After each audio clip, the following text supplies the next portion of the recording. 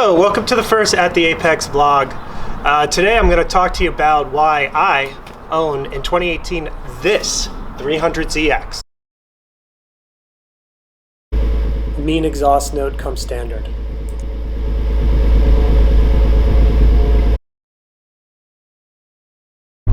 Nissan's heritage with the 300ZX, you know, dates back to the original Z car.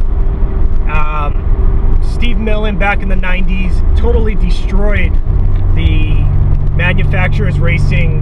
The 300ZX won like 5 years in a row.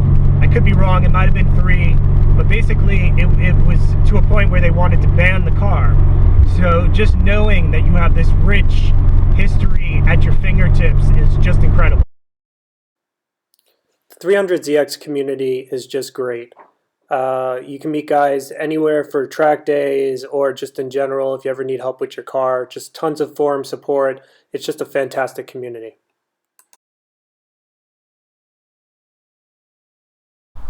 Right there, manual transmission. Frankly, I think it's mandatory on every car unless it's something extremely fast and has a dual clutch transmission. The front end of the Z32 is just timeless.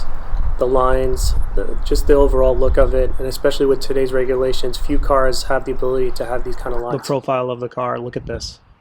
That front fender and fascia, the way that it swoops around. Sticking with aesthetics, the roof line of the car. Look at the cockpit of this car. It was meant for the driver. Look at just the taillights are kind of unique in their own style, and when you see this car, you know it's just not an everyday car. Just look how aggressive the back is. Modifying the 300ZX, this car has one of the deepest, most rich aftermarket parts available for it. It's been a ton of fun modifying this car. You could do so much with it.